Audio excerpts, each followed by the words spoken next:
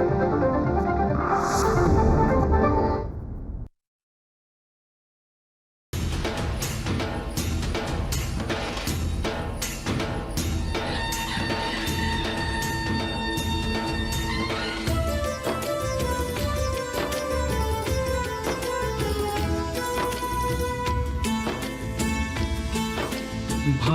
आपुले थोर म्हणून जाहलो मराठी, विश्वाच्या गाभारी गर्जे मराठी.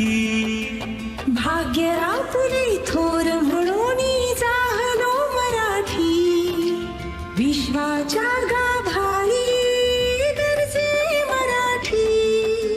गर्जे मराठी, गर्जे मराठी, विश्वाच्या गाभारी Garje Marathi.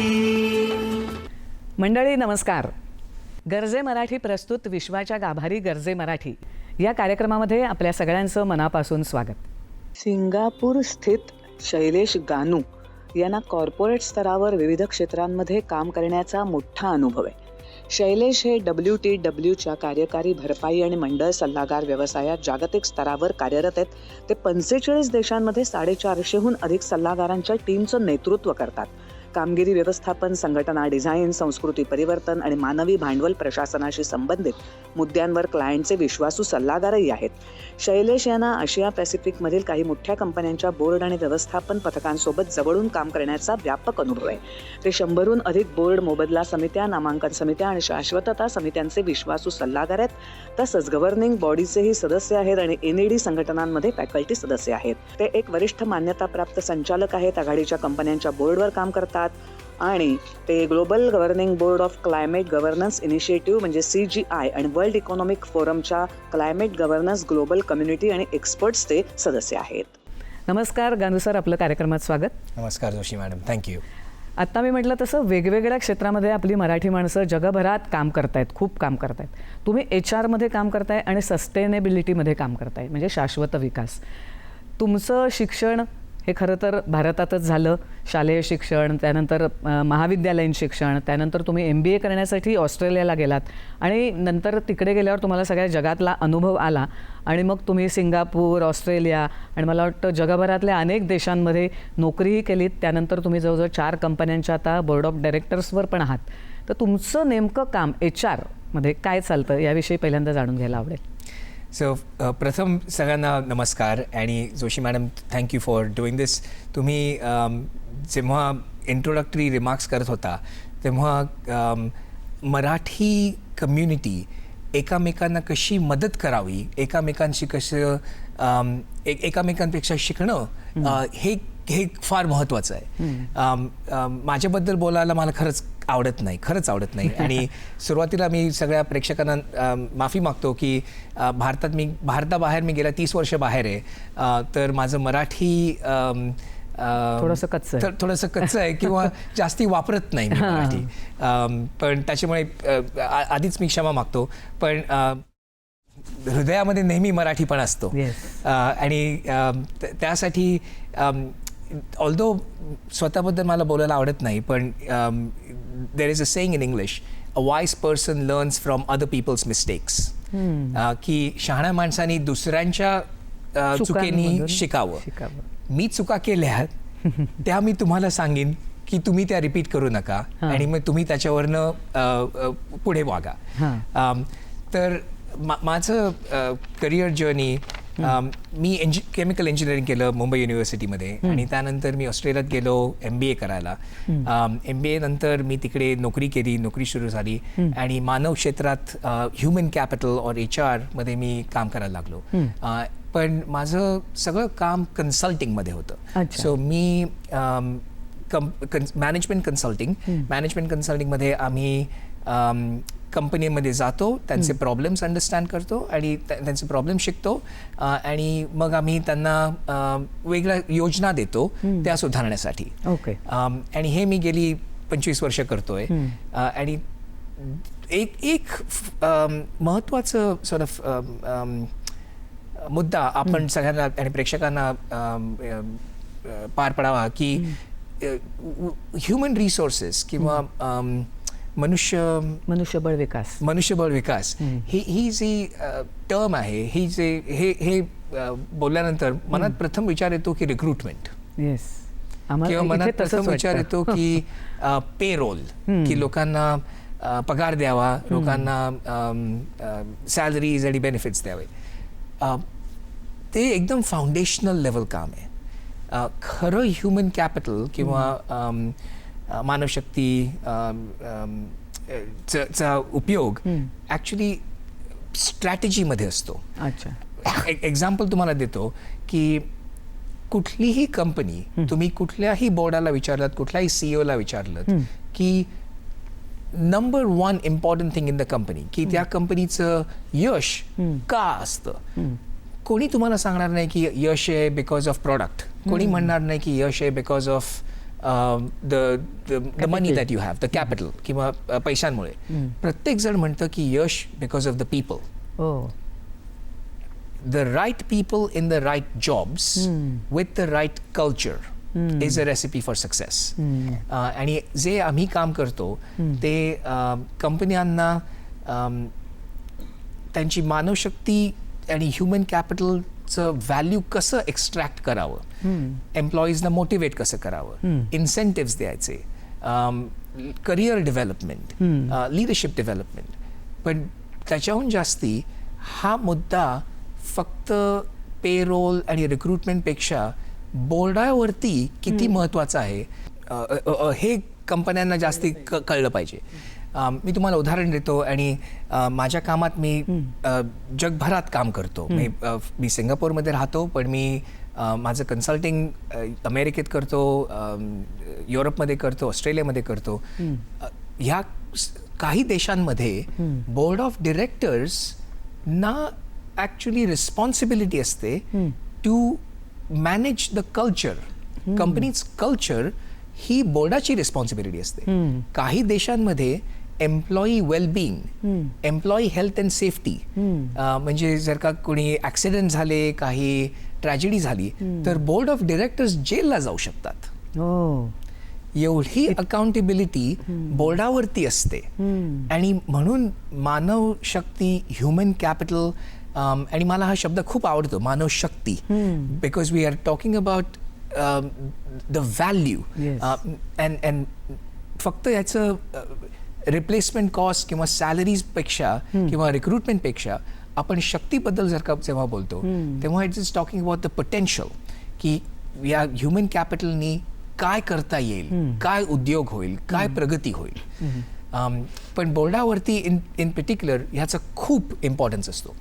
Actually board of डिरेक्टर्सचं तुम्ही महत्त्व सांगत होतात, तर बोर्ड ऑफ डिरेक्टर्सचं काय स्किल असायला पाहिजे आणि त्यांच्याकडे काय काय मुद्दे असायला पाहिजेत असं तुम्हाला वाटतं? बोर्ड ऑफ डिरेक्टर्स म्हटलं की जनरली काय लोकांच्या मनात येतं की स्लाइटली सिनियर, experienced,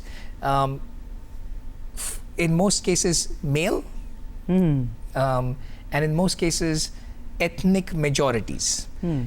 जेव्हा आम्ही हे काम US मध्ये करतो किंवा सिंगापूरमध्ये करतो किंवा युरोपमध्ये करतो, तेव्हा बोर्डावरती डायव्हर्सिटी ऑफ स्किल्स ह्याची खूप इम्पॉर्टन्स असते. And diversity is diversity of skills and experience. Diversity म्हणजे वेगळ्या वेगळ्या विचार करण्याची पद्धती, वेगळ्या वेगळ्या एक्सपिरियन्सेस, वेगळे वेगळे स्किल्स. अँड ती स्किल्स पारंपरिक board of directors, retired board of directors would be retired executives. त्यांचं एक्झिक्युटिव्ह करिअर संपल्यानंतर ते बोर्डावरती जॉईन होतात. पण हे बदलत आहे, म्हणजे त्यांच्याकडे एक्सपिरियन्स आहे आणि ते इतकी वर्ष या क्षेत्रात आहेत म्हणून ते बोर्डावरती जातात. आणि हे इम्पॉर्टंट आहे, पण हे बदलत आहे. आम्ही बघतोय की कंपन्या ॲक्च्युली यंगर डिरेक्टर्सला अपॉइंट करतात. कंपन्या अपॉइंट करतात डिरेक्टर्सना अक्रॉस मल्टिपल स्किल्स. तुम्हाला एक दुसरं पारंपरिक directors generally come from accounting backgrounds, accountants असतात किंवा लॉयर्स असतात किंवा उद्योजक असतात. पण आम्ही जगाभर बघतोय की द मोर प्रोग्रेसिव्ह कंपनीज ते अपॉइंट करतात directors from different skill sets. IT. IT, AI. cyber security, AI, HR, sustainability, climate action. का बोर्ड ऑफ डिरेक्टर्स, मी हे अनालॉजी बरेच वेळा वापरतो. Board of directors is like a cricket team. You don't want 11 fast bowlers. You don't want 11 opening batsmen. It needs to be a balance. Balance पाहिजे different skill सेटचे. बरोबर आहे. आणि ते डिफरंट स्किल सेट जर का आलेत तरच बोर्ड मॅनेजमेंटला एक्सपिरियन्स देऊ शकतात, मॅनेजमेंटला गायडन्स देऊ शकतात बरोबर. आणि कंपनीची प्रगती होऊ शकते. बरोबर. सर, तुमच्याकडून आम्हाला अजून काही जाणून घ्यायचं आहे, पण त्याआधी घेऊया एक छोटासा ब्रेक.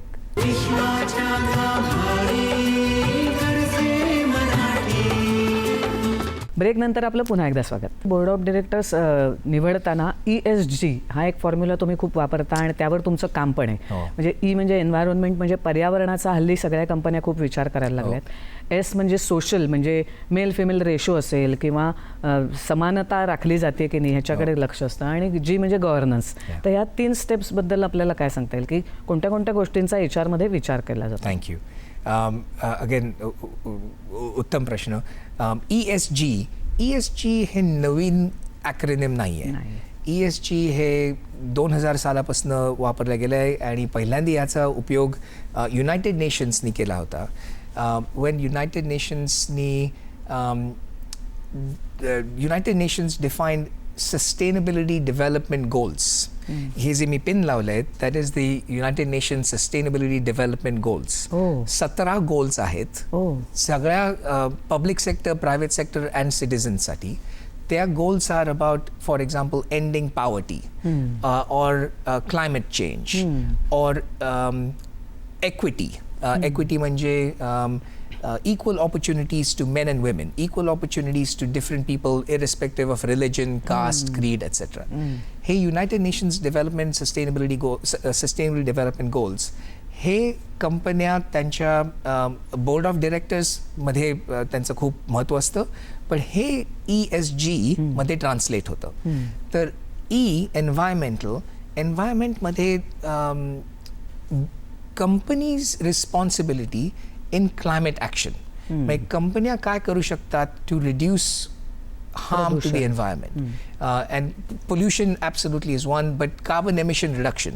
Carbon emission reduction म्हणजे जे आपण फॅक्टरांमध्ये काम करतो किंवा आपल्या फ्लीट्स असतात, ट्रक्स, कार्स, त्यांचं emissions contributes to global warming.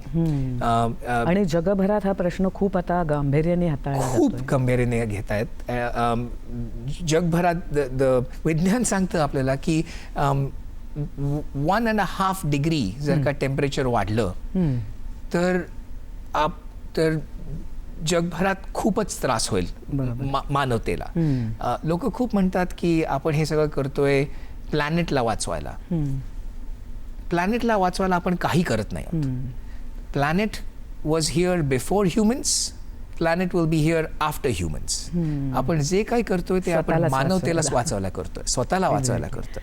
आणि जर का टेम्परेचर वाढलं 2 डिग्रीनी 3 डिग्रीनी तर हाहाकार होईल. तर त्याचा विचारही बोर्ड ऑफ डिरेक्टर्समध्ये जेव्हा आपण माणूस घेतो तेव्हा केला जातो. अगदी केला जातो. आणि केला जातो नॉट जस्ट बिकॉज नुसता चांगुलपणामुळे नाही. हा विचार केला जातो because it has risk associated with it.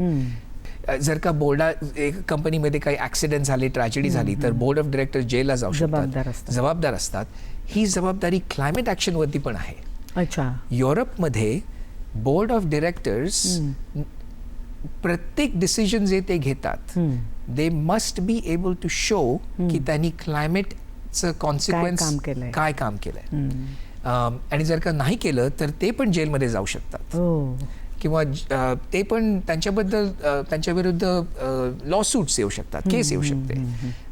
तर बोर्ड ऑफ डिरेक्टर्स चांगुलपणामुळे फक्त करत नाही आहेत, ते रिस्क मॅनेजमेंटसाठी करतायत आणि ते करतायत to future proof the company. म्हणजे जे आपण आजच्या उद्योग आहेत, आजचे जे प्रॉफिट्स आहेत ते इम्पॉर्टंट आहेत नक्की, पण आपण विचार करायचा की कंपनी 10 वर्ष 15 वर्ष 20 वर्ष 30 वर्ष कुठे असेल and balancing that becomes very important. So हे झालं ई बद्दल, एन्व्हायरमेंटल बद्दल. जस्ट जर का out of curiosity there are जगात काय in some places in the world, जगातल्या काही देशात एक नवीन प्रकरण चालू झालं आहे. अच्छा. नवीन प्रकरण आहे की नॅचरल ॲसेट्स, रिव्हर्स म्हणा, नद्या म्हणा, फॉरेस्ट म्हणा, जंगलं म्हणा, त्यांना लीगल स्टॅटस दिलं गेलं आहे. अच्छा. देर इज अ रिव्हर, एक रिव्हर आहे न्यूझीलंडमध्ये आणि एक नदी आहे न्यूझीलंडमध्ये आणि एक नदी आहे कॅनडामध्ये. त्यांना लीगल स्टॅटस आहेत. अच्छा. त्या कंपन्या आहेत. हो. आणि जर त्यांना कंपन्या मानलं गेलंय आणि जर का कंपन्या मानलं गेलंय तर काय होऊ शकतं, कंपन्या बोर्ड ऑफ डायरेक्टर अपॉइंट करू शकतात. कंपन्या लीगल ऍक्शन घेऊ शकतात. नाव जर का तुम्ही त्या देशात बोर्डावरती आहात आणि त्या नदीने तुमच्यावर केस टाकली, नदीने तुमच्यावर प्रदूषण केलंय, तर तुम्ही काय कराल. ओके. सो हे अगेन चांगुलपणामुळे नाही होते, हे रिस्क मॅनेजमेंटसाठी होते आणि हे फ्युचर प्रुफिंगसाठी. बरोबर आहे. सो हे झालं ई बद्दल. S which is social. Social again सोशलचं बरंच हे मानवशक्तीवरती असतं. बरोबर आहे. आणि मानवशक्तीबद्दल एम्प्लॉई वेलबिईंग, लोकांच्या फिजिकल म्हणजे शारीरिक पण सामाजिक आणि मानसिक वेलबिईंगसाठी कंपन्यांनी प्रयत्न करावा आणि प्रयत्नांनी रिस्पॉन्सिबिलिटी घ्यावी. त्याच्याहून जास्ती तुम्ही जे आधी म्हणालात की इक्विटी म्हणजे जगभरात समानता. थँक्यू. समानता. युरोपमध्ये आता एक नवीन लॉ आहे, नवीन लेजिस्लेशन आहे ऑन कॉम्पेन्सेशन ट्रान्सपेरन्सी. कुठलाही एम्प्लॉई विचारू शकतो त्यांच्या कंपनीला की माझा पगार, हाऊ इज इट माझा पगार कम्पेअर टू एव्हरीबडी एल्सेस पगार. आणि युरोपियन कंपनीज रिक्वायरमेंट आहे की ते have to disclose that, they have to tell you. Transparency. European pay transparency directive त्याला म्हणतात. आणि transparency both on pay levels पण ऑल्सो प्रमोशन ऑपॉर्च्युनिटी तुमचं डेव्हलपमेंटसाठी. जर का युरोपमध्ये हे सुरू झालं तर हे जगभरात फिरण्याची शक्यता आहे, हळूहळू होईल. सो बोर्डानी त्याच्यावरती पण काळजी घेतली पाहिजे की देर इज समानता and transparency in your people action. आणि शेवटचं बकेट जी, गव्हर्नन्स. गव्हर्नन्स खूपच महत्त्वाचं असतं, एस्पेशली लिस्टेड कंपनी. आणि भारताबद्दल इंडिया शायनिंग हे मला ॲब्सोल्युटली वाटतं. आपण गेले 30-40 वर्ष म्हणतोय की आता it is time for India, it is time for India. पण जेन्युइनली वाटतं आता की it is really time for India. आपलं stock market is now the 5th largest stock market in the world. And it's booming. It's booming. The middle class has more access to capital, opportunities, there is growth. So Bharat प्रगतीसाठी is Bharat shining Indeed. नाही, मला आता हेच विचारायचं होतं की तुम्ही खूप बाहेरची उदाहरणं दिलीत आम्हाला, न्यूझीलंड, युरोपियन कंट्रीज. त्या तुलनेमध्ये भारतातलं HR क्षेत्र अशी तुलना केली तर तुम्हाला काय सांगता येईल? आपल्याला कारण आपल्या देशात 145 कोटी लोकसंख्या आहे. हे खरं तर आपला ॲसेट आहे, म्हणजे आपल्याकडे 140 कोटी हात आहेत काम करायला. हो. तर हा खूप मोठा HR आहे. हा खूप मोठा आपल्याकडे बेनिफिट आहे, हा खूप मोठा आपला ॲसेट आहे. कंपन्यांची माइंडसेट जरा चेंज झाली पाहिजे. आणि आहेत काही खूप प्रोग्रेसिव्ह कंपन्या आहेत, पण भारत म्हणा किंवा देश ज्याच्यात लोकसंख्या जास्ती असेल असे देशात लोक जे काम करतात that tends to be more manual work. Country progresses और देश सुधारतो जेव्हा manual work shifts to knowledge work और टेक्नॉलॉजी. आणि बोथ तुम्ही एस आणि जी म्हणत होता, त्याच्या दोघांचं कनेक्शन आहे AI. AI आपण सगळीकडे पाहतो, सगळेजण म्हणतो AI, पण AIचा इम्पॅक्ट मानवशक्तीवरती खूपच होणार आहे. मला लोक सतत विचारतात, माझे क्लायंट सतत विचारतात की AI-मुळे आमचा जॉब जाईल का. आणि माझं उदाहरण असतं हे की जर का संध्याकाळी तुम्ही घरी आलात आणि जर का तुम्हाला हात धुवावे लागले तर AI-मुळे तुमचा जॉब जाणार नाही. अच्छा. हात धुवावे लागले म्हणजे तुम्ही काम करता हाताने, इलेक्ट्रिशियन म्हणा, प्लंबर म्हणा, अच्छा, ट्रेड ओके, म्हणा, ओके, हां. किंवा हात धुता because you are shaking hands with people, तुम्ही मानव कनेक्शन करताय. जर का हात धुवावे लागले तर AI-मुळे तुमचा जॉब जाणार नाही. जाणार नाही. बट जर का तुमचा जॉब असेल की तुम्ही कम्प्युटरवरती बसताय दिवसभर, फक्त दिवसभर कम्प्युटरवरती काम करताय, रिसर्च करताय, त्याच्यामुळे AI-नी तुम्हाला खूप नुकसान होणार आहे. नुकसान होणार आहे. तर भारतीय कंपन्यांना काय करता येईल, भारतीय कंपन्यांनी टेक्नॉलॉजी अडॉप्शन आणि ट्रेनिंग आणि डेव्हलपमेंटमध्ये जास्ती इन्व्हेस्टमेंट्स कराव्या लागणार आहेत. नाही, पण आपल्या भारतात असं एक समज आहे की आपण तंत्रज्ञान जास्तीत जास्त आणलं की लोकांच्या नोकऱ्या जातात, आणि आपल्याकडे तर 145 कोटी लोक आहेत, तर त्यांना हाताला काम आपल्याला द्यायचं आहे. कुठल्याही देशात तंत्रज्ञानामुळे शॉर्ट टर्ममध्ये नोकऱ्या जातात, लाँग टर्ममध्ये नोकऱ्या वाढतात. दुसरा काहीतरी चॉईस. दुसरा चॉईस येतो.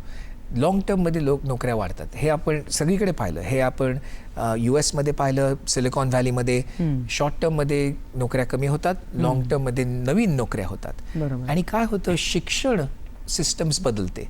शिक्षणाची सिस्टम बदलली की तुम्ही ट्रेनिंग देता फ्युचरसाठी. खूप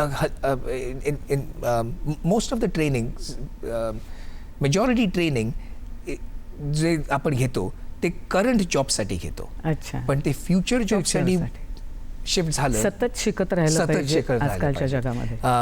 कंटिन्युअस लर्निंग. सिंगापूर गव्हर्नमेंट लोकांना सबसिडीज देते. हो. म्हणजे इवन शाळा युनिव्हर्सिटीतून बाहेर पडल्यावर तुम्ही जर का तुमच्या 30शीत 40शीत 45शीत असलात तरी सिंगापूर गव्हर्नमेंट तुम्हाला सबसिडी देते शिक्षणासाठी. ओके. म्हणजे आपण म्हणतो ना, शिक्षण हे निरंतर आहे, कारण जग इतकं फास्ट बदलतंय की आपल्याला त्याशी कोपअप करायचं असेल तर जर सतत शिकत राहिलं तर आपल्याला जॉब ऑपॉर्च्युनिटीज आहेत आणि आपण कधीच बेकार होण्याची पाळी भारतीयांवर येणार नाही. सर, तुमच्याकडून आम्हाला अजून काही जाणून घ्यायचं आहे, पण त्याआधी घेऊया एक छोटासा ब्रेक.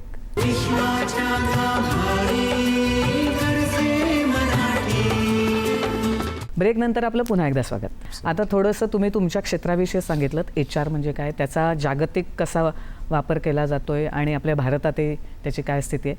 पण आता थोडंसं गर्जे मराठीवर येते की गर्जे मराठी ही संघटना जगभरात जे उद्योजक मोठे मोठे काम करतायत, आपलं यश दाखवतायत, आपली विजयाची पताका फडकवतायत, काहीतरी कर्तृत्व गाजवतायत, काहीतरी वेगळं करून, तर अशा लोकांना त्यांनी एकत्र आणलं आहे आणि त्या सगळ्यांनी एकत्र येऊन महाराष्ट्रातल्या मुलांसाठी काही करावं असं ठरवलेलं आहे. तर त्याच्याशी तुम्ही कसे कनेक्टेड झालात आणि त्या गर्जे मराठीचा तुमच्या क्षेत्राशी निगडीत होऊन कसा काय वापर करता येईल महाराष्ट्रातल्या मुलांना? थँक्यू. मी माझं स्वतःचं जरा एक्सपिरियन्स सांगतो तुम्हाला आधी आणि मग तुमच्या प्रश्नाचं उत्तर देतो. सो मी भारतातून जेव्हा गेलो, इंजिनिअरिंग कंप्लीट केल्यानंतर 22-23 वर्षाचा, आणि मी ऑस्ट्रेलियात होतो. आणि ऑस्ट्रेलियात मी पाहिलं की जगभराची जी लोकं येतात, आणि जगभरातून लोकं येतात तिथे, पण जे भारतीय तिथे होते, पंजाबमधनं म्हणा किंवा गुजरातमधनं म्हणा किंवा साऊथमधनं म्हणा, त्यांनी एकामेकांना खूप मदती केल्या. त्यांनी पंजाबी माणसांनी पंजाबी माणसांना खूप मदती केल्या. आणि मराठी माणसांनी हे मी जास्ती पाहिलं नाही की मराठी माणूस आउट ऑफ द वे जाऊन दुसऱ्या मराठी माणसाला मदत करतो. गर्जे मराठी खूप देवाचं काम करतायत. गर्जे मराठी खूप इम्पॉर्टंट काम करतायत आणि हे ग्लोबली रेकग्नाइज आणि सक्सेसफुल एक्झिक्युटिव्हजला एकत्र आणतायत. That is very important. पण गर्जे मराठी, माझी अशी विनंती आहे की गर्जे मराठीमुळे मराठी माणसाची मानसिकता बदलली पाहिजे की मराठी माणसांनी एकामेकांना मदत करावी. मराठी माणसांनी मराठी माणसाला मराठी माणसाला मदत करावी आणि आउट ऑफ द वे जाऊन मदत करावी. आपण असं असतं की कोणी मला विचारलं तर मी करीन मदत, विचारलं तर करीन मदत, ज्या माणसाला मदत लागते त्याच्या डोक्यात एवढ्या गोष्टी असतात. तुम्ही जर का एखादा हात पुढे केलात तर त्यांचं लाईफ बदलू शकतं. बरोबर. आणि ही माझ्या मते गरजे मराठीची सर्वात इम्पॉर्टंट और सर्वात युजफुल स्ट्रेंथ आहे की जे भारतातले बाहेर मराठी डायस्पोरा आहे त्यांनी कशी मराठी माणसांना, मराठी विद्यार्थ्यांना, मराठी उद्योजकांना मदत करावी. आणि मदत ही म्हणजे नेहमी फायनान्शियल मदत नसते. मेंटोरिंग आहे, मेंटोरिंग असते, त्यांच्या क्षेत्रातलं ज्ञान देणं, एक्सपिरियन्स देणं, ह्या देशात गोष्टी कशा होतात हे सांगणं, छोट्या छोट्या गोष्टींनी बदलू शकतो. पण ही गरजे मराठीची आय थिंक सर्वात मोठी ताकद आहे. नाव गरजे मराठीचं स्टेटेड गोल असं आहे की to contribute to 1% of Maharashtra's GDP.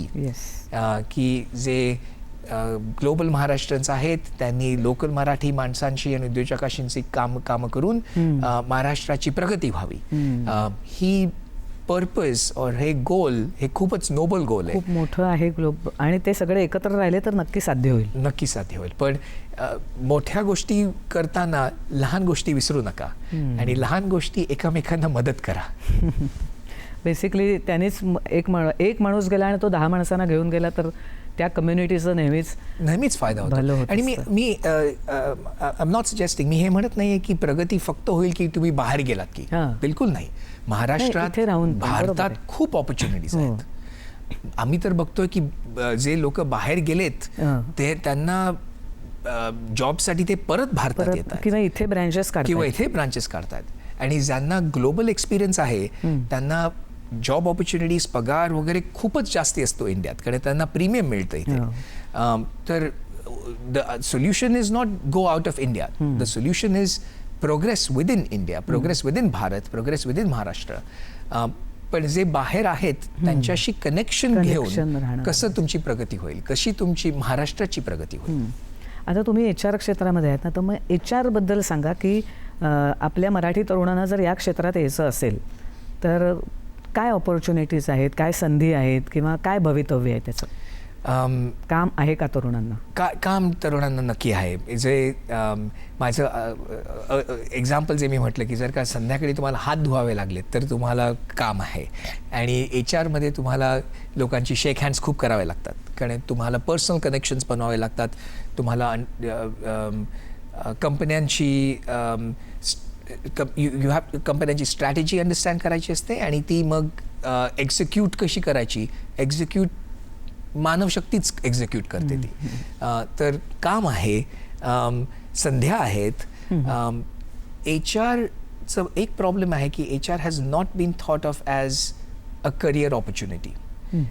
जेव्हा लोक युनिव्हर्सिटीत जातात ते टिपिकली इंजिनिअरिंग मध्ये शिक्षण करतात किंवा फायनान्स, कॉमर्स आणि फायनान्समध्ये काम करतात. MBA HR घेऊन करतात. एक्झॅक्टली. आणि एक ऑप्शन आहे की MBA घ्या आणि HR मध्ये स्पेशलाइज व्हा, किंवा MBA घ्या आणि सस्टेनेबिलिटीमध्ये स्पेशलाइज व्हा. गेल्या 5 वर्षात सर्वात जास्ती new jobs that did not exist were in technology, AI and in sustainability and climate action. शाश्वत विकास आणि पर्यावरण. आणि जर का कोणालाही मी काही मदत करू शकतो तर please reach out. We will absolutely be happy to help.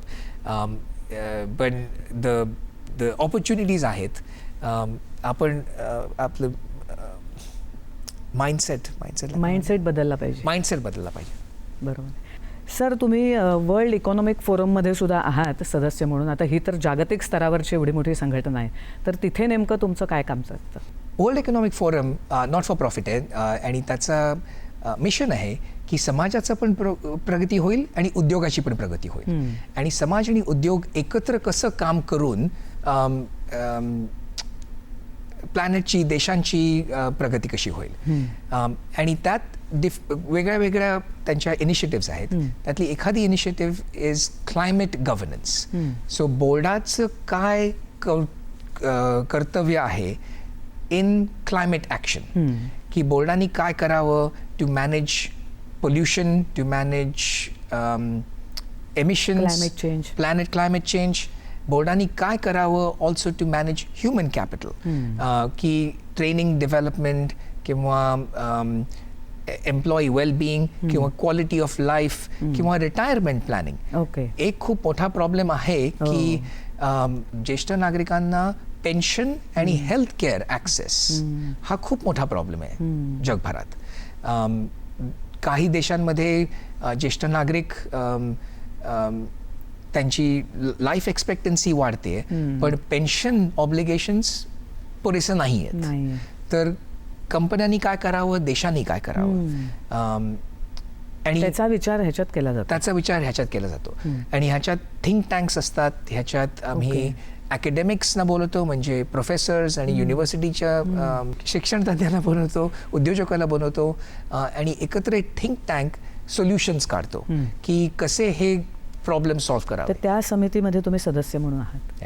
तर तुमचा एवढा अनुभव आहे त्यामुळे तुम्हाला त्या कमिटीत घेतलं असेल आणि तिथे पण चांगले चांगले विचार येतात आणि ते सगळ्या जगभरातल्या देशांना उपयोगी पडतात. जगभरात उपयोगी पडतात आणि वर्षातनं 2-3दा हे सगळे उद्योजक, पॉलिटिशियन्स, मंत्री एकत्र येतात ह्या आयडियाज एक्सचेंज करण्यासाठी. ओके.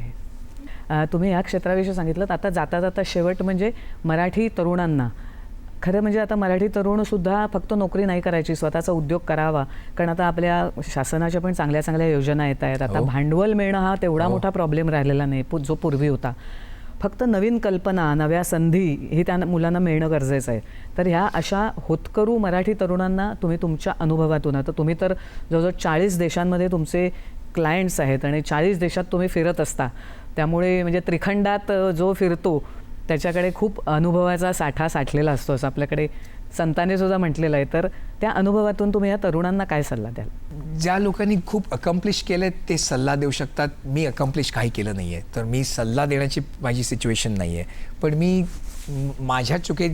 ज्या चुका केल्या त्या तुम्ही करू नका. आणि त्यातली एक चूक आहे की don't apologise. Okay. What do I mean by that? की जेव्हा पर्टिक्युलरली मराठी माणूस किंवा भारतीय परदेशी जातो, आपण मायनॉरिटी असतो. बरोबर. आपण मायनॉरिटी असतो आणि आपण खूप प्रयत्न करतो to adapt. That is important. But don't apologise for who you are. जे तुम्ही आहात, जे मराठी आपण आहोत, जे भारतीय आपण आहोत, त्याच्यात थोडंसं प्राईड पाहिजे. आपण जे गेले काही वर्षात इंडियन क्रिकेट टीममध्ये बदलाव पाहिला की तो थोडासा प्राईड, थोडीशी फाईट, थोडीशी टक्कर द्यावी आणि दॅट इज इम्पॉर्टंट. मराठी तरुणांनी गरजा ऑपॉर्च्युनिटीज आहेत, श्रम आहे पण गरजा. श्रम सगळे करतात, everybody works hard, that's a given. पण जर का श्रम, हार्डवर्क मीट्स लक, मीट्स नशीब, मीट्स ऑपॉर्च्युनिटी, कनेक्शन्स, तर प्रगती इज गॅरंटी. राईट टाईमला राईट ऑपॉर्च्युनिटी आणि ती ग्रॅब करण्याची त्याची मानसिकता पाहिजे. इंडीड. तर नक्की तो पुढे जाऊ शकेल. परफेक्ट. तुम्ही तुमच्या अनुभवातून हा खूप छान तरुणांना सल्ला दिलात. आणि HR क्षेत्र काय आहे, म्हणजे जगभरातलं HR क्षेत्र काय आहे याविषयीची आम्हाला माहिती दिलीत. HR सध्या कुठल्या गोष्टींना महत्त्व दिलं जातं आहे, रिक्रुटमेंट करताना किंवा सगळ्याच गोष्टीसाठी, बोर्डसाठी, त्याची पण माहिती दिलीत. आणि तरुणांना तुम्ही तुमचे दरवाजे सुद्धा खुले केलेले आहेत की कधीही तुम्ही त्यांना मार्गदर्शन, सल्ला देणार आहात. तर आज ह्या कार्यक्रमात आलात आणि आपण जे या कार्यक्रमाचं आपलं उद्दिष्ट आहे की जगभरात जे काही ना काही वेगळ्या क्षेत्रात चांगलं काम करतायत अशी मराठी माणसं ती लोकांसमोर आपल्याला आणायची आहेत. तर ते मला वाटतं तुमचं मुलाखत पाहिल्यावर नक्कीच साध्य झालं आहे असं म्हणता येईल. तुम्ही ते आलात त्याबद्दल मनापासून धन्यवाद. Joshi madam, thank you. तर मंडळी, पुढच्या भागात आपण आणखी एका वेगळ्या देशातल्या उद्योजकाशी गप्पा गोष्टी करणार आहोत, संवाद साधणार आहोत. या भागात आपण इथेच थांबतोय. नमस्कार.